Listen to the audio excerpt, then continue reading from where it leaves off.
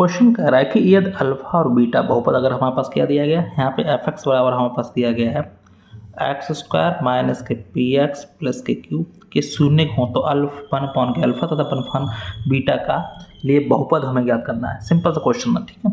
तो इसमें हम देखो इस समीकरण से क्या करेंगे, ए एक्स स्क्वायर प्लस के बी एक्स प्लस के सी से क्या मान निकालेंगे, ए का मान कितना है 1 है, बी का मान कितना है माइनस के पी है और सी का मान कितना है हमारा क्यू है, ठीक है। अब हमें निकालना क्या है, शून्य निकालना है, ठीक है। तो हमें क्या निकालना है, तो देखो शून्यकों का योगफल क्या होता है, फार्मूला हमारे पास देखो शून्यकों का योगफल क्या होता है अल्फा प्लस के बीटा बराबर क्या होता है माइनस के बी अपॉन के ए। अब माइनस के बी मतलब ये, तो माइनस के बी ये लग जाएगा, माइनस के बी ये लग जाएगा पी। अब ए का मान कितना है 1 है, तो इसका मान क्या आ जाएगा हमारे पास पी आ जाएगा। अब क्या लिखेंगे, शून्यकों का गुणनफल, यहाँ लिख देंगे शून्यकों का गुणनफल क्या होता है अल्फा इंटू बीटा, वो क्या होता है हमारा अल्फा इंटू बीटा सी अपॉन के। सी का मान कितना दिया है क्यू दिया गया है। अब ए का मान कितना दिया गया हमारे पास 1 दिया गया है, तो इसका मान क्या आ गया हमारे पास क्यू आ गया। पर हमें निकालना क्या है इसमें, हमें अल्फा प्लस बीटा का मान अल्फा इंटू बहुपद निकालना है, ठीक है। अब बहुपद का फार्मूला क्या होता है हमारा पास, होता है कि एक्स स्क्वायर माइनस के शून्यकों का योगफल, ठीक है। क्या होता है शून्यकों का योगफल और एक्स और संग क्या होता है गुणनफल, शून्यकों का गुणनफल, शून्यकों का गुणनफल, ठीक है।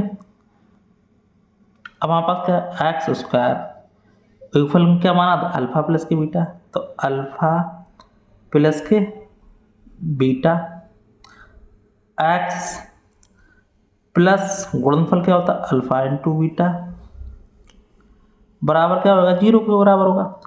मगर हमारे पास यहाँ पे शून्य क्या देंगे 1 अपॉन के अल्फा, इसका मान क्या दिया गया 1 अपॉन के अल्फा और बीटा, ठीक। मगर इनकी हमारी वैल्यू तो हमें मालूम है, तो लिखेंगे एक्स स्क्वायर माइनस के इसका वैल्यू कितना दिया है, एक शून्य हमारे पास क्या दिया है, एक अल्फा हमारा मान कितना दिया गया है वो दिया गया 1 अपॉन के अल्फा प्लस के बीटा का मान कितना दिया गया है 1 अपॉन के बीटा एक्स और इसका ऐसे हो जाएगा 1 अपॉन के अल्फा इंटू 1 अपॉन के बीटा बराबर 0।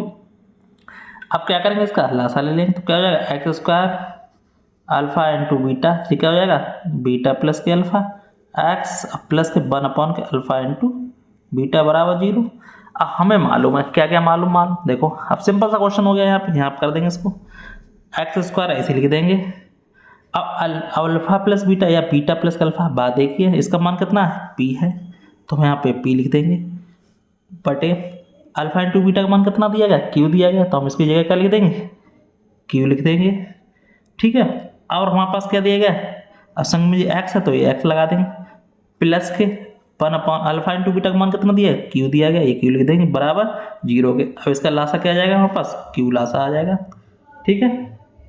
जब हमारे पास क्यू लासा आ जाएगा तो फिर हम क्या करेंगे इसको लासा ले लेंगे, इसके नीचे क्या लिख लेंगे एक लिख लेंगे क्या आ जाएगा क्यू एक्स स्क्वायर माइनस के किसी की पी एक्स हो जाएगा अब प्लस के 1 हो जाएगा बराबर 0 के, ठीक। कैंची का गुणा कर देंगे, तो कैंची के जब गुणा कर देंगे तो हमारे मान का निकल जाएगा क्यू एक्स स्क्वायर माइनस के पी एक्स प्लस के 1, यही हमारा द्विघात समीकरण आ जाएगा, बहुपद आ जाएगा, यही इसका क्या हो जाएगा आंसर हो जाएगा। कोई भी डाउट हो कमेंट में पूछ सकते, फिर मिलते हैं नेक्स्ट में, तब तक धन्यवाद। आपको वीडियो अच्छा लगे